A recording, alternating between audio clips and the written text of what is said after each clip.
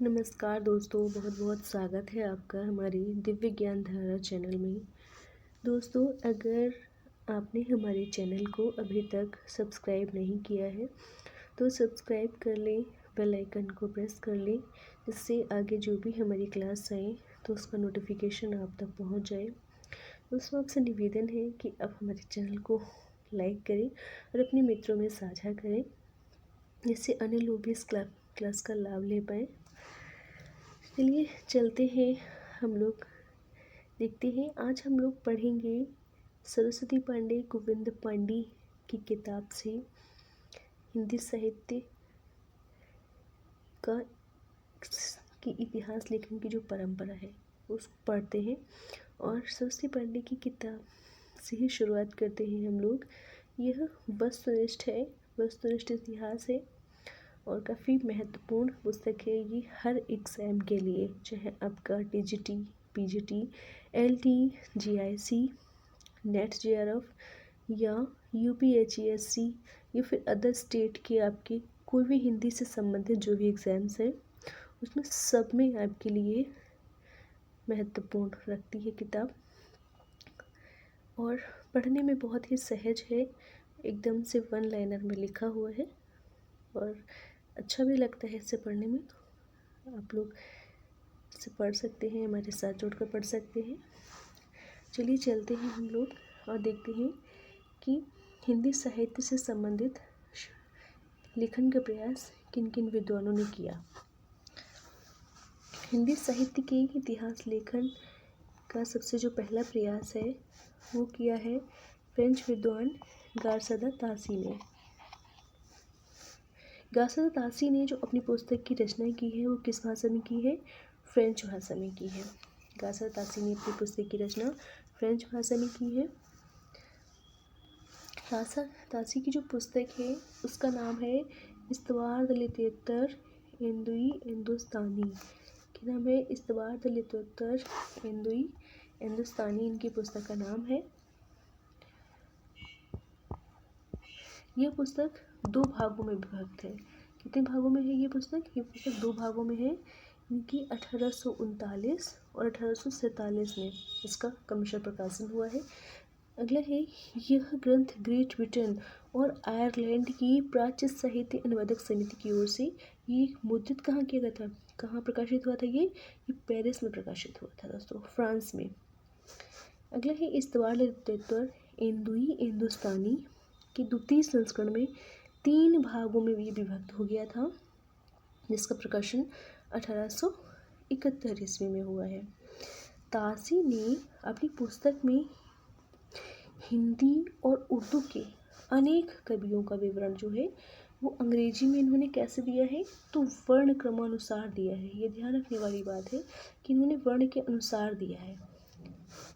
गारसदा तासी के ग्रंथ में कुल 738 कवियों का वर्णन है, जिसमें 72 हिंदी के हैं व शेष जो कवि हैं वो उर्दू भाषा से संबंधित हैं। लक्ष्मी सागर वार्ष्णेय ने तासी के ग्रंथ का हिंदी अनुवाद किस नाम से किया है? तो हिंदुई साहित्य का इतिहास नाम से सन 1952 में कराया है। तासी की पुस्तक इस्तवार द लिटरेचर हिंदुई हिंदुस्तानी में जो हिंदुई शब्द आया है वो किसके लिए आया है? हिंदवी यानी कि हिंदी के लिए आया है। हिंदुस्तानी जो शब्द आया है वो हिंदुस्तानी यानी कि उर्दू के लिए अर्थ में ये प्रयोग हुआ है।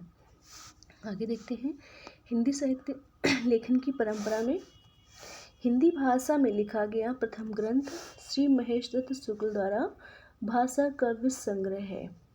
इसका प्रकाशन हुआ है 1873 ईस्वी में। और ये कहाँ से प्रकाशित हुआ था? तो ये हुआ था नवल किशोर प्रेस, लखनऊ से प्रकाशित हुआ था। अगला पॉइंट है, शिव सिंह सेंगर ने शिव सिंह सरोज नाम से हिंदी भाषा में दूसरा महत्वपूर्ण इतिहास ग्रंथ रचा। शिव सिंह सरोज का प्रकाशन जो है वो है 1883। दोस्तों, आप ग्रंथ के नाम,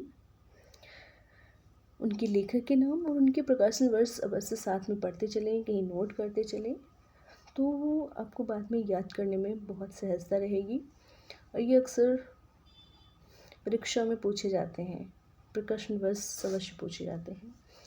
अगला देखते हैं, शिव सिंह सरोज में एक सहस्त्र यानी कि लगभग 838 कवियों यानी कि भाषा कवियों का जीवन चरित्र उनकी कविताओं के उदाहरण के साथ दिया हुआ है। ये ध्यान रखने वाली बात है कि कविताओं के उदाहरण के साथ है, किसमें? शिव सिंह सरोज में है। 1888 में एशियाटिक सोसाइटी ऑफ बंगाल की पत्रिका के विशेषांक के रूप में ग्रियर्सन महोदय द्वारा the modern vernacular literature of Hindustan का प्रकाशन हुआ। ग्रियर्सन की पुस्तक है the modern vernacular literature of Hindustan. इसका प्रकाशन कब हुआ है? तो 1888 ईस्वी में हुआ है। ग्रियर्सन की पुस्तकें काफ़ी इम्पोर्टेंट है, ये काफ़ी परीक्षाओं में पूछी गई है। अगला है जॉर्ज ग्रियर्सन द्वारा जो रचित modern vernacular literature of northern Hindustan है, ये सच्ची अर्थों में हिंदी साहित्य का पहला इतिहास ग्रंथ माना जाता है। अगर पूछे सच्चे अर्थों में, तो सच्चे अर्थों में the modern vernacular literature of northern Hindustan को माना जाता है। ग्रियर्सन ने अपने ग्रंथ में यानी कि जो the modern vernacular literature of Hindustan है, इसमें कितने कवियों का वर्णन है? तो 952 कवियों का वर्णन है। ग्रियर्सन की the modern vernacular literature of Hindustan का जो अनुवाद है वो किया है डॉक्टर किशोरीलाल गुप्त ने। किस नाम से किया है? इन्होंने किया है हिंदी साहित्य का प्रथम इतिहास नाम से इन्होंने इसका अनुवाद किया है, जिसका प्रकाशन 1957 में हुआ है। ध्यान रखिए, तासी के जो ग्रंथ का अनुवाद किया था वो किसने किया था? तो वो किया था लक्ष्मी सागर वार्ष्णेय ने। लेकिन ग्रियर्सन के जो ग्रंथ है the modern vernacular literature of Hindustan, इसका जो अनुवाद किया है किशोरीलाल गुप्त ने किया है। ठीक है, आगे चलते हैं।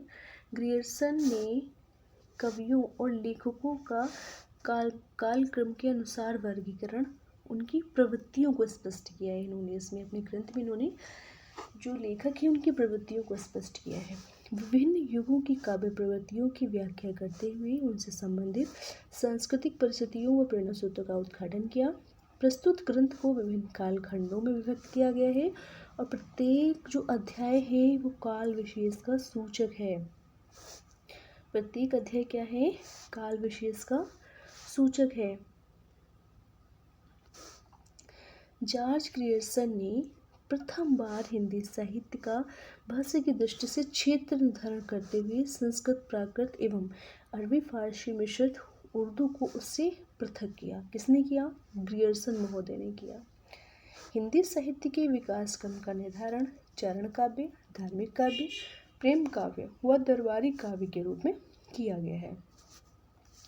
16वीं से 17वीं शताब्दी के युग यानी कि जो भक्ति काल था, 16वीं से 17वीं शताब्दी के युग का जो भक्ति काल था, उसमें हिंदी काव्य को क्या कहा है इन्होंने? ग्रियर्सन ने स्वर्ण युग माना है। ये ग्रियर्सन की महत्वपूर्ण उपलब्धि है। विश्वबंधुओं ने विश्वबंधु विनोद नामक इतिहास ग्रंथ की रचना की है। विश्वबंधु में कौन कौन जाने जाते हैं? तो गणेश बिहारी मिश्र, श्याम बिहारी मिश्र और सुखदेव बिहारी मिश्र, 3 भाई विश्वबंधुओं के नाम से प्रसिद्ध थे जिन्होंने विश्वबंधु विनोद की रचना की है। विश्वबंधु विनोद जो है वो 4 भागों में विभक्त है। प्रथम 3 भाग का प्रकाशन जो है वो 1913 में हुआ है और चतुर्थ भाग का जो प्रकाशन है वो 1934 ईस्वी में हुआ है।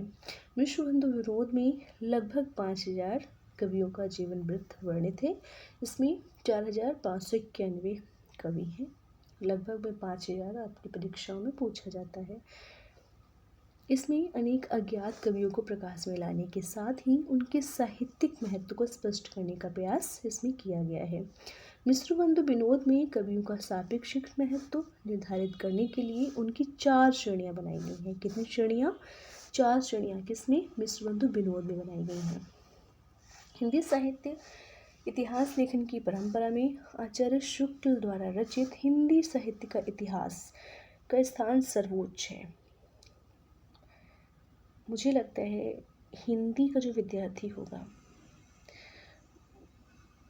और हर विद्यार्थी को, हिंदी के हर विद्यार्थी को आचार्य शुक्ल जी के इतिहास का अवश्य ही एक बार अध्ययन करना चाहिए। बहुत महत्वपूर्ण इनकी किताब है।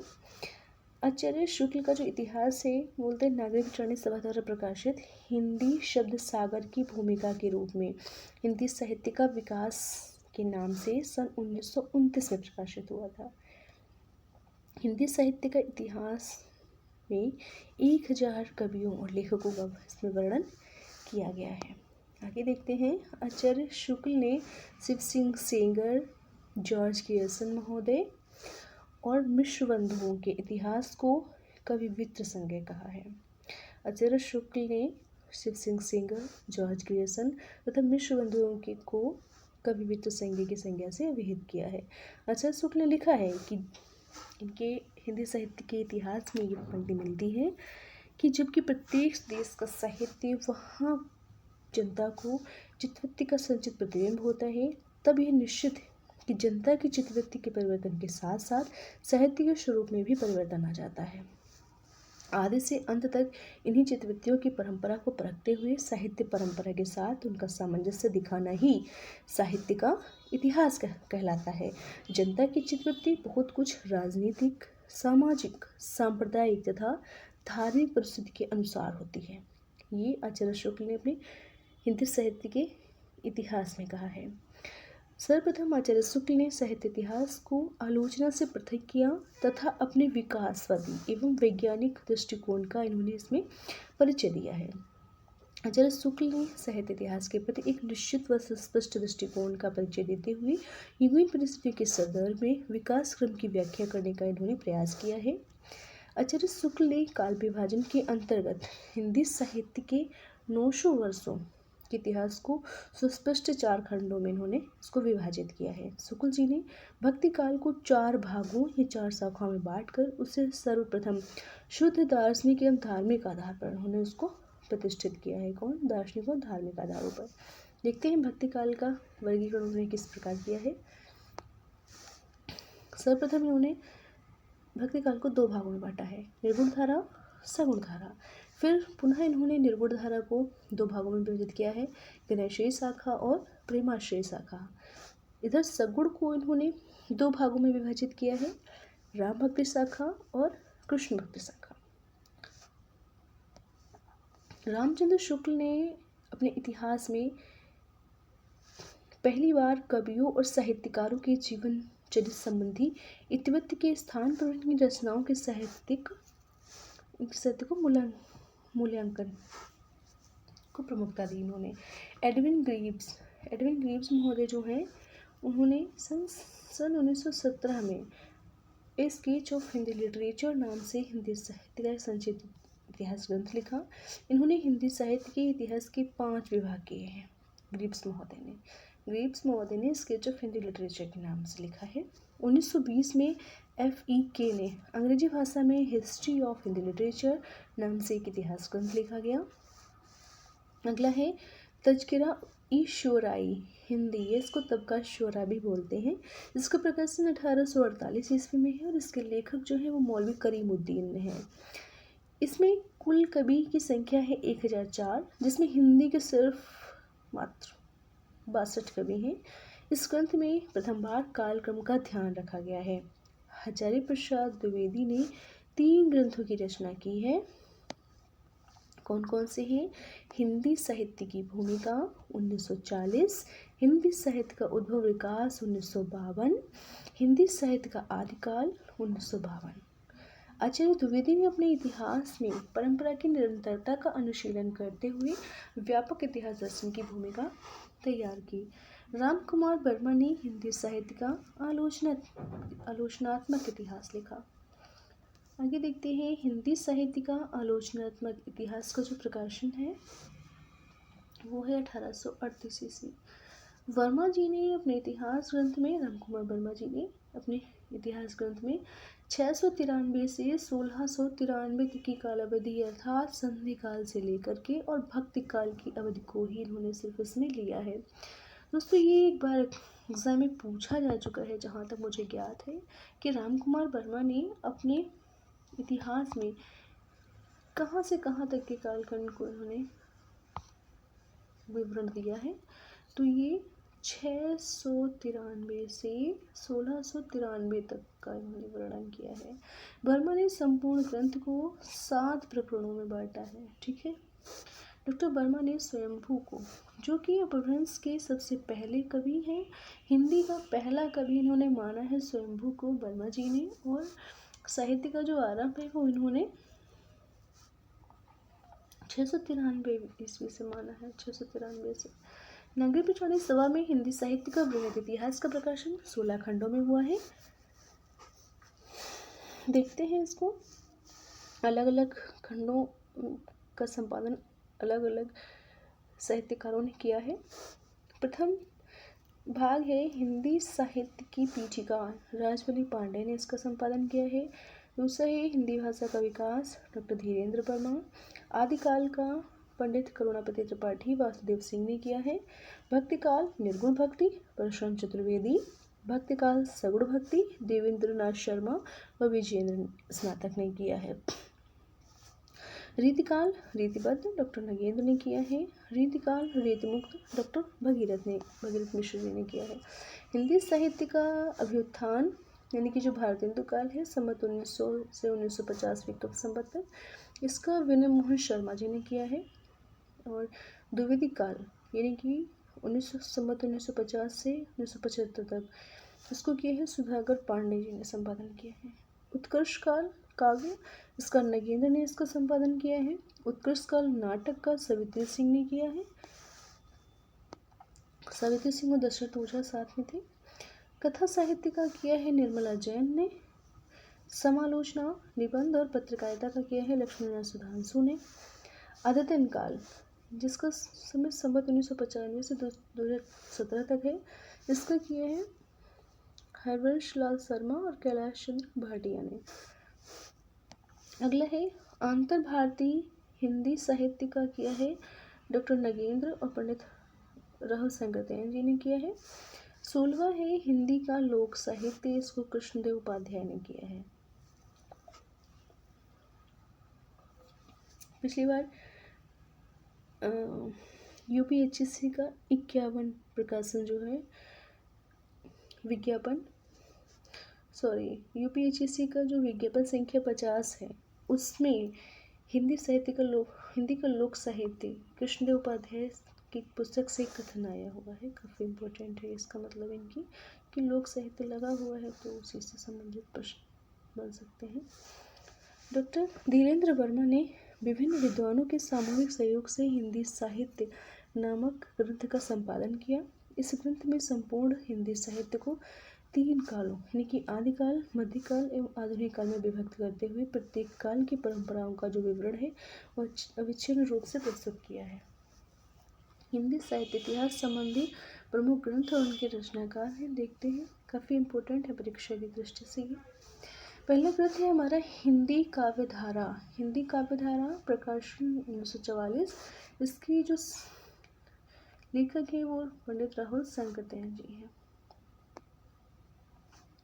अगला है हिंदी साहित्य का इतिहास 1973। इसको जो लेखक है वो है संपादक इसके हिंदी साहित्य का जो इतिहास है इसके जो संपादक है वो है नगेंद्र। इन्होंने इसका संपादन किया है, ना कि इसका लेखन किया है। हिंदी साहित्य का वैज्ञानिक इतिहास गणपति चंद्रगुप्त ने लिखा है।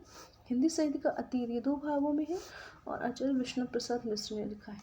हिंदी साहित्य और संवेदना का जो विकास है वो रामस्वरूप चतुर्वेदी द्वारा लिखा गया है। आगे बढ़ते हैं, देखते हैं हिंदी साहित्य का इतिहास दर्शन नलिन बिलोचन शर्मा इसके लेखक है। हिंदी भाषा का विकास 1924 डॉक्टर श्याम सुंदर दास है। हिंदी भाषा और साहित्य 1930 डॉक्टर श्याम सुंदर दास। हिंदी कोविद रत्नमाला, इसके 2 भाग हैं, प्रथम 1909 में व द्वितीय 1914 में प्रकाशित हुआ है, श्याम सुंदर दास का है। ये देखते हैं राजस्थानी भाषा और साहित्य मोतीलाल मेनारिया। राजस्थानी पिंगल साहित्य डॉक्टर मोतीलाल मेनारिया। हिंदी वीर काव्य 1945 ईस्वी डॉक्टर टीकम सिंह तोमर। हिंदी काव्य शास्त्र का इतिहास डॉक्टर भागीरथ मिश्र का है। आधुनिक हिंदी का आदिकाल 1973 श्री नारायण चतुर्वेदी का है। हिंदी साहित्य 20वीं शताब्दी 1945 नंद दुलारी वाजपेयी का है। आधुनिक हिंदी साहित्य 1950 नंदुलाल वाजपेयी। हिंदी साहित्य का इतिहास 1931 रमाशंकर शुक्ल रसाल। हिंदी भाषा का उद्भव और विकास उदय नारायण तिवारी। हिंदी साहित्य विमर्श 1923 पद्मलाल पूर्णलाल बख्शी। कविता कौमुदी राम नरेश त्रिपाठी। भाषा काव्य संग्रह 1873 महेश दत्त शुक्ल। अब देखते हैं हिंदी साहित्य का विवेचनात्मक इतिहास सूर्यकांत शास्त्री। आधुनिक हिंदी साहित्य का इतिहास Krishnashankar Shukla. Modern Hindi literature 1939 doctor Indranath Madan. Khari Boli Hindi साहित्य का इतिहास ब्रजरत्न दास। आधुनिक हिंदी साहित्य 1941 लक्ष्मी सागर वार्ष्णेय। ब्रजमाधुरी सार वियोगी हरि। हिंदी साहित्य का दूसरा इतिहास डॉक्टर बच्चन सिंह। बच्चन सिंह बहुत इम्पोर्टेंट हो जाती है बुक्स, इस समय परीक्षाओं में इनसे काफ़ी कथन पूछे जाते हैं। हिंदी साहित्य का आधा इतिहास सुमन राजे। हिंदी साहित्य का मौखिक इतिहास लीलाव। हिंदी साहित्य का ओझल नारी इतिहास नीरजा माधव के द्वारा लिखा गया है। दोस्तों ये थी आज की क्लास, इससे संबंधित बिंदु हिंदी साहित्य के लेखन की परंपरा से संबंधित। दोस्तों आपको क्लास कैसी लगी हमें कमेंट बॉक्स में ज़रूर बताएं और हमारे चैनल को सब्सक्राइब करें, लाइक करें और अपने मित्रों में साझा करें। नमस्कार दोस्तों।